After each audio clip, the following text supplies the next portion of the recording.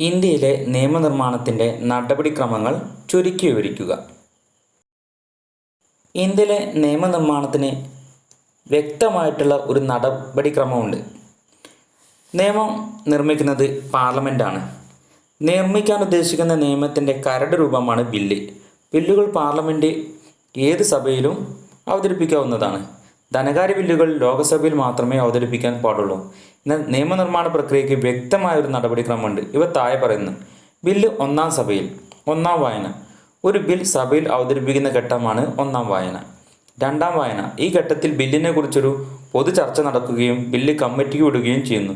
Committee നൽകുന്ന ശുപാർശകൾ പിന്നീട് സഭയുടെ അംഗീകാരത്തിനായി അയക്കുന്നു. മൂന്നാം വായന. ബില്ല് പാസ്സാക്കുന്നതിന് വോട്ടിനിടുന്നു. സഭയിൽ ഹാജരായി വോട്ട് ചെയ്തവരുടെ ഭൂരിപക്ഷം കിട്ടിയാൽ ബില്ല് പാസ്സായതായി പ്രഖ്യാപിക്കുന്നു. ഒന്നാമത്തെ സഭ പാസ്സാക്കി കഴിഞ്ഞാൽ പിന്നെ ബില്ല് രണ്ടാമത്തെ സഭയിലാണ്. ബില്ല് ഒരു സഭ പാസ്സാക്കി കഴിഞ്ഞാൽ അത് അടുത്ത സഭയിലേക്ക് അയക്കുന്നു. അവിടെയും നടപടിക്രമങ്ങളോടെ ഈ ബില്ല് കടന്നു പോകുന്നു. ഒരു ബില്ല് നിയമമാകണമെങ്കിൽ രണ്ട് സഭകളും പാസ്സായിരിക്കണം. പ്രസിഡന്റ് അനുമതി. പാർലമെന്റ് ഇരു സഭകളും പാസ്സാക്കിയ ബില്ല് പ്രസിഡന്റ് അനുമതിക്കായി സമർപ്പിക്കുന്നു. അനുമതി ലഭിച്ചാൽ ബില്ല് നിയമമാകുന്നു. അപ്പോൾ എങ്ങനെയാണ് ഒരു നിയമം സൃഷ്ടിക്കൽ, നിയമം ഉണ്ടാക്കുന്നതെന്ന് എല്ലാവർക്കും മനസ്സിലായിട്ടുണ്ടായിരിക്കും. പാർലമെൻറ്റാണ് നിയമം പാസ്സാക്കുന്നത്. സ്വതന്ത്ര നീതിന്യായ സംവിധാനം ഉറപ്പുവരുത്തുവാൻ വേണ്ടി ഇന്ത്യൻ ഭരണഘടന സ്വീകരിച്ചിരിക്കുന്ന മുൻകരുതലുകൾ ഏതെല്ലാം? ഒരു രാജ്യത്തെ അടിസ്ഥാന നിയമങ്ങളെയാണ് ഭരണഘടന പറയുന്നത്. ഭരണഘടനയുടെ കർത്തവ്യങ്ങൾ താഴെ വിവരിക്കുന്നു. വ്യത്യസ്ത വിഭാഗത്തിൽപ്പെട്ട ആളുകൾക്കിടയിൽ സഹകരണവും കൂട്ടായ്മയും വർദ്ധിപ്പിക്കുന്നു. നിയമം നിർമ്മിക്കേണ്ടതാണെന്നും തീരുമാനങ്ങൾ എടുക്കേണ്ടതാരാണെന്നും ഭരണഘടന നിർദ്ദേശിക്കുന്നു. ഗവൺമെൻറ് അധികാരങ്ങൾക്ക് പരിധി നിശ്ചയിക്കുന്നു. പൗരന്മാരുടെ അവകാശങ്ങൾ സംരക്ഷിക്കുന്നു. ഭരണഘടന ജനങ്ങളുടെ ആഗ്രഹങ്ങളും അഭിലാഷങ്ങളും പ്രതിഫലിപ്പിക്കുന്നു. സ്വതന്ത്ര നീതി സമ്പ്രദായം ഉറപ്പാക്കാൻ വേണ്ടി ഭരണഘടനയുടെ കർത്തവ്യങ്ങളിൽ ഭരണഘടന സ്വീകരിച്ചിരിക്കുന്ന മുൻകരുതലാണ് ഇവിടെ പറഞ്ഞുള്ളത്. ജനങ്ങൾക്കിടയിൽ സഹകരണവും കൂട്ടായ്മയും വർദ്ധിപ്പിക്കണം. നിയമം നിർമ്മിക്കേണ്ടത് ആരാണെന്നും തീരുമാനങ്ങൾ എടുക്കേണ്ടത് ആരാണെന്നും ഭരണഘടന നിർദ്ദേശിക്കുന്നു. ഗവൺമെൻറ് അധികാരങ്ങൾക്ക് പരിധി നിശ്ചയിക്കുന്നു. പൗരന്മാരുടെ അവകാശങ്ങൾ സംരക്ഷിക്കുന്നു. ഭരണഘടന ജനങ്ങളുടെ ആഗ്രഹങ്ങളും അഭിലാഷങ്ങളും പ്രതിഫലിപ്പിക്കുന്നു. ഇവയൊക്കെയാണ്. ഇന്ത്യൻ ഭരണഘടനയിൽ ഭേദഗതിയുമായി ബന്ധപ്പെട്ട് പ്രതിപാദിപ്പിക്കുന്ന ആർട്ടിക്കിൾ ഏത്? ഇന്ത്യൻ ഭരണഘടന ഭേദഗതി ചെയ്യുന്നുള്ള 3 നടപടിക്രമങ്ങൾ വിവരിക്കുക. ഇന്ത്യൻ ഭരണഘടന ഭേദഗതി ചെയ്യുന്ന ആർട്ടിക്കിളാണ് ആർട്ടിക്കിൾ 73. ഭരണഘടന ഭേദഗതി എന്നാൽ ഭരണഘടനയിലെ ഏതെങ്കിലും ഒരു ഭാഗത്ത് മാറ്റം വരുത്തുകയോ പുതിയ ഭാഗം കൂട്ടിച്ചേർക്കുകയോ നിലവിലുള്ളതിനെ പരിഷ്കരിക്കുകയോ ചെയ്യുന്ന പ്രക്രിയയാണ്.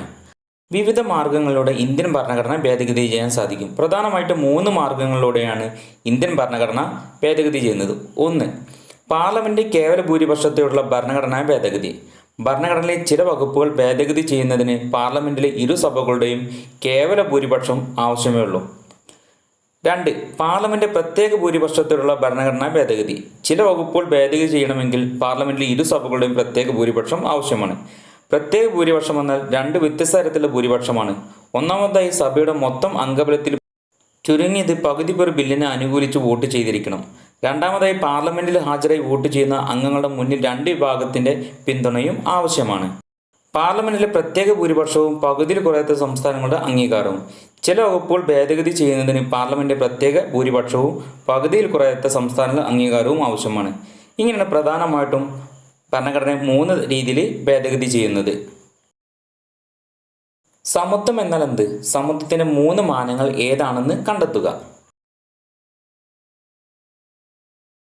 എല്ലാ മനുഷ്യരും തുല്യരാണെന്നും എല്ലാവർക്കും തുല്യമായ ആദരവും പരിഗണനയും അവസരങ്ങളും ലഭിക്കണമെന്നുള്ള ആശയത്തെയാണ് സമത്വം എന്ന് പറയുന്നത്. ജാതി, മതം, വർഗം, സമ്പത്ത്, ദേശം എന്നിവയുടെ പേരിൽ വിവേചനം ഉണ്ടാകാൻ പാടില്ല. സമത്വത്തിന് വിവിധ മാനങ്ങളെക്കുറിച്ച് താഴെ വിവരിക്കുന്നു. രാഷ്ട്രീയ സമത്വം, സാമൂഹ്യ സമത്വം, സാമ്പത്തിക സമത്വം. എന്താണ് രാഷ്ട്രീയ സമത്വം? സ്വയം വികാസത്തിനും രാഷ്ട്രീയ കാര്യങ്ങൾ പങ്കെടുക്കുവാനും പൗരന്മാരെ പ്രാപ്തരാക്കുന്നതിന് അനിവാര്യമാണെന്ന് കരുതപ്പെടുന്നവയാണ് രാഷ്ട്രീയ അവകാശങ്ങൾ. വോട്ട് ചെയ്യാനുള്ള അവകാശം, ആവിഷ്കാര സ്വാതന്ത്ര്യം, തെരഞ്ഞെടുപ്പിൽ മത്സരിക്കാനുള്ള അവകാശം, പൊതുപദവികൾ വഹിക്കുന്നതിനുള്ള അവകാശം എന്നിവയെല്ലാം ഇതിൽ ഉൾപ്പെടുന്നു. രണ്ടാമത് സാമൂഹ്യ സമത്വം. സമൂഹത്തിൽ എല്ലാവർക്കും തുല്യ പദവി ലഭിക്കുന്ന അവസ്ഥയാണ് സാമൂഹ്യ സമത്വം എന്ന് പറയുന്നത്. അവസര സമത്വമാണ് സാമൂഹ്യ സമത്വത്തിൻ്റെ ഏറ്റവും പ്രധാന ഘടകം. ജാതി, മതം, വർഗം, നിറം, സ്വത്ത് എന്നിവയുടെ അടിസ്ഥാനത്തിൽ ആർക്കും പ്രത്യേക പരിഗണന ലഭിക്കുകയില്ല. മൂന്നാമത്തെ സാമ്പത്തിക സമത്വം. സാമ്പത്തിക വിഭവങ്ങൾ ചുരുക്കം ചിലർ കേന്ദ്രീകരിക്കപ്പെടരുത് എന്നതാണ് സാമ്പത്തിക സമത്വത്തിൻ്റെ ചുരുക്കം. ദാരിദ്ര്യ നിർമ്മാർജ്ജനം, തുല്യ ജോലിക്ക് തുല്യ വേതനം, വിശ്രമിക്കാനുള്ള അവകാശം, തൊഴിൽ ചെയ്യുന്നതിനുള്ള അവകാശം, അർഹമായ കൂലി കിട്ടാനുള്ള അവകാശം എന്നിവയെല്ലാം സാമ്പത്തിക സമത്വത്തിൽ ഉൾപ്പെടുന്നു. അപ്പോൾ സമത്വം എന്താണെന്ന് എല്ലാവർക്കും മനസ്സിലായിട്ടുണ്ടായിരിക്കും. സമത്വം എന്ന് പറഞ്ഞു കഴിഞ്ഞാൽ ജനങ്ങൾക്ക് എല്ലാവർക്കും എല്ലാ രീതിയിലും തുല്യ പരിഗണന കൊടുക്കുക, അവിടെ യാതൊരുവിധ വിവേചനവും പാടില്ല. നീതി എന്ന ആശയം വിവരിക്കുക. നീതിയുടെ 3 തത്വങ്ങൾ കണ്ടെത്തുക. നീതിയുടെ 3 തത്വങ്ങൾ: തുല്യരോട് തുല്യ പരിഗണന, അനുപാതിക നീതി, പ്രത്യേക ആവശ്യങ്ങൾ അംഗീകരിക്കൽ. ഇത് നമ്മൾ 2 മാർക്കിൻ്റെ ചോദ്യത്തിൽ നമ്മൾ പറഞ്ഞിട്ടുണ്ട്. JS മില്ലിൻ്റെ ഹാനി സിദ്ധാന്തം വിവരിക്കുക. ഹാനി സിദ്ധാന്തത്തെക്കുറിച്ച് നമ്മൾ പഠിച്ചിട്ടുള്ളതാണ്, എങ്കിലും ഒന്നുകൂടി നമുക്കൊന്ന് നോക്കാവുന്നതാണ്. JS മില്ല് തൻ്റെ സ്വാതന്ത്ര്യത്തെ പറ്റി എന്ന പ്രബന്ധത്തിലാണ് ഹാനി സിദ്ധാന്തത്തെ അവതരിപ്പിച്ചത്. ഇദ്ദേഹം ഒരാളുടെ പ്രവൃത്തികളെ 2ആയി തരംതിരിക്കുന്നു: സ്വസംബന്ധിതായ പ്രവൃത്തികൾ, അപരസംബന്ധിതായ പ്രവൃത്തികൾ. ഒന്നാമത് സ്വസംബന്ധിയായ പ്രവൃത്തികൾ. ഒരു വ്യക്തിയുടെ പ്രവൃത്തികളുടെ ഫലങ്ങൾ അയാളെ മാത്രം ബാധിക്കുകയാണെങ്കിൽ അതിനെ സ്വസംബന്ധിയായ പ്രവൃത്തികൾ എന്ന് പറയുന്നു. സ്വസംബന്ധിയായ പ്രവർത്തനങ്ങളിൽ ഇടപെടാൻ രാഷ്ട്രത്തിനോ അധികാരികൾക്കോ അവകാശമില്ല. അപരസംബന്ധിയായ പ്രവൃത്തികൾ. ഒരു വ്യക്തിയുടെ പ്രവൃത്തികൾ മറ്റുള്ളവരെ ബാധിക്കുകയാണെങ്കിൽ അതിനെ അപരസംബന്ധിയായ പ്രവൃത്തികൾ എന്ന് വിളിക്കുന്നു. അപരസംബന്ധിയായ പ്രവൃത്തികൾ മറ്റുള്ളവരെ ബാധിക്കുന്ന ആകതായാൽ രാഷ്ട്രത്തിനോ അധികാരികൾക്കോ ഇടപെടാൻ സാധിക്കും. ഇന്ത്യൻ സുപ്രീം കോടതിയുടെ ഉദ്ഭവാധികാരം, അപ്പീൽ അധികാരം എന്നിവയെക്കുറിച്ച് വിശദീകരിക്കുക. എക്സാമിന് ആവർത്തിച്ച് ചോദിക്കാൻ സാധ്യതയുള്ള ഒരു പ്രധാനപ്പെട്ട ഭാഗമാണ്. സുപ്രീം കോടതിയുടെ അധികാരങ്ങൾ പ്രധാനമായിട്ടും തനത് അധികാരങ്ങൾ, അപ്പീൽ അധികാരം, ഉപദേശക അധികാരം, റിട്ട് അധികാരം എന്നിങ്ങനെ 4 ഉണ്ട്. അതിൽ ഒന്നാമത്തെ തനത് അധികാരം അഥവാ ഉദ്ഭവാധികാരം. സുപ്രീം കോടതിയിൽ മാത്രം കൈകാര്യം ചെയ്യാൻ സാധിക്കുന്ന കേസുകളാണ് തനത് അധികാരങ്ങൾ. സംസ്ഥാനങ്ങൾ തമ്മിലോ സംസ്ഥാനങ്ങളും കേന്ദ്ര ഗവൺമെൻറ്റും തമ്മിലോ ഉള്ള തർക്കങ്ങൾ തീർപ്പ് കൽപ്പിക്കാനുള്ള അധികാരം സുപ്രീം കോടതിക്കാണ്. അപ്പീൽ അധികാരം. രാജ്യത്തെ ഏറ്റവും ഉന്നതമായ അപ്പീൽ കോടതിയാണ് സുപ്രീം കോടതി. ഭരണഘടനാപരമായ കേസുകൾ, സിവിൽ, ക്രിമിനൽ കേസുകൾ എന്നിവയെല്ലാം സുപ്രീം കോടതിക്ക് അപ്പീൽ അധികാരമുണ്ട്. 3 ഉപദേശ അധികാരം. പൊതു പ്രാധാന്യമുള്ള ഏതൊരു വിഷയത്തെക്കുറിച്ചും നിയമത്തെക്കുറിച്ചും പ്രസിഡന്റിന് സുപ്രീം കോടതിയുടെ അഭിപ്രായം ആരായാവുന്നതാണ്. 4 റിട്ട് അധികാരം. മൗലികാവകാശങ്ങൾ സംരക്ഷിക്കുന്നതിന് വേണ്ടി റിട്ടുകൾ പുറപ്പെടുവിക്കാനുള്ള അധികാരം സുപ്രീം കോടതിക്കുണ്ട്. അപ്പോൾ സുപ്രീം കോടതിയുടെ പ്രധാനമായിട്ടുള്ള 4 അധികാരങ്ങളാണ് ഇവിടെ പറഞ്ഞിട്ടുള്ളത്. എന്തായാലും ഫുള്ള് പഠിച്ച് പോകാൻ വേണ്ടി ശ്രമിക്കുക. എക്സാമിന് ആവർത്തി ചോദിക്കുന്ന ഒരു പ്രധാനപ്പെട്ട ചോദ്യമാണ്. ഇന്ത്യൻ പ്രധാനമന്ത്രിയുടെ പങ്ക് വിശദീകരിക്കുക. പ്രസിഡന്റിൻ്റെ പങ്കിനെ കുറിച്ച് നമ്മൾ കഴിഞ്ഞ ക്ലാസ്സിൽ പറഞ്ഞിട്ടുണ്ട്. പ്രധാനമന്ത്രിയുടെ പങ്ക് അല്ലെങ്കിൽ അധികാരങ്ങളെക്കുറിച്ചാണ് ഇവിടെ വിവരിക്കുന്നത്. ലോകസഭയിൽ ഭൂരിപക്ഷം ലഭിക്കുന്ന കക്ഷിയുടെ അല്ലെങ്കിൽ മുന്നണിയുടെ നേതാവിനെയാണ് പ്രധാനമന്ത്രിയായി തിരഞ്ഞെടുക്കുന്നത്. കേന്ദ്രമന്ത്രിസഭയുടെ തലവനായ പ്രധാനമന്ത്രിയാണ് യഥാർത്ഥ എക്സിക്യൂട്ടീവ് അധികാരം കൈയാളുന്നത്. പ്രധാനമന്ത്രിയുടെ അധികാരങ്ങൾ ഏതൊക്കെയാണ്? ക്യാബിനറ്റിൻ്റെ തലവനാണ് പ്രധാനമന്ത്രി, അതായത് മന്ത്രിമാരെ എല്ലാത്തിൻ്റെയും തലവനെ. പ്രസിഡന്റ് ഉപദേശം നൽകാനുള്ള അധികാരം പ്രധാനമന്ത്രിക്കുണ്ട്. മന്ത്രിസഭാംഗങ്ങൾ ആരെല്ലാമെന്നും അവരുടെ വകുപ്പുകളും തീരുമാനിക്കുക. മന്ത്രിസഭയുടെ പ്രവർത്തനങ്ങളെ ഏകോപിപ്പിക്കുക. ഗവൺമെൻറ്റിൻ്റെ നയങ്ങൾ നിശ്ചയിക്കുക. വിദേശ നയങ്ങൾ രൂപകൽപ്പന ചെയ്യുക.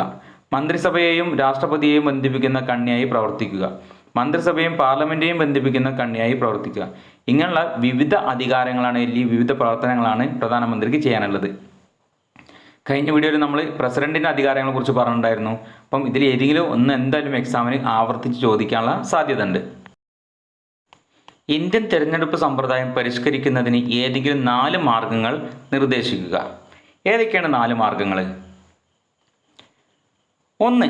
കേവല ഭൂരിപക്ഷ വ്യവസ്ഥയിൽ നിന്നും ആനുപാതിക പ്രാതിനിധ്യ സമ്പ്രദായത്തിലേക്ക് തെരഞ്ഞെടുപ്പ് നടത്തുക. നിയമസഭയിൽ സ്ത്രീകൾക്ക് മതിയായ പ്രാതിനിധ്യം നൽകണം. തെരഞ്ഞെടുപ്പ് ചെലവുകൾ ഗവൺമെൻറ് പ്രത്യേക ഫണ്ടിൽ നിന്നായിരിക്കണം. കുറ്റവാളികളെ സ്ഥാനാർത്ഥികളായി മത്സരിപ്പിക്കാൻ പാടില്ല. രാഷ്ട്രീയ പാർട്ടികൾ ജനാധിപത്യ മതേതര മൂല്യങ്ങളോട് പ്രതിബദ്ധത വളർത്തണം. തെരഞ്ഞെടുപ്പ് പ്രചാരണങ്ങളിൽ ജാതിപരവും മതപരവുമായ വികാരങ്ങൾ ഉപയോഗിക്കുന്നത് ഒഴിവാക്കണം.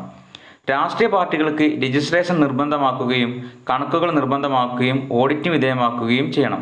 പ്രധാനമായിട്ടും നമ്മൾ 7 പരിഷ്കാരങ്ങൾ ഇവിടെ പറഞ്ഞിട്ടുണ്ട്. ഏതെങ്കിലും 4 എഴുതിയാൽ മതി എന്നാണ് പറഞ്ഞിട്ടുള്ളത്. വികസനത്തിൻ്റെ സാമൂഹിക ചെലവിനെ കുറിച്ച് ഒരു കുറിപ്പ് തയ്യാറാക്കുക. വികസനം എന്നത് മനുഷ്യൻ്റെ സാമൂഹിക ജീവിതത്തിലുണ്ടാകുന്ന പ്രത്യാഘാതങ്ങളാണ്.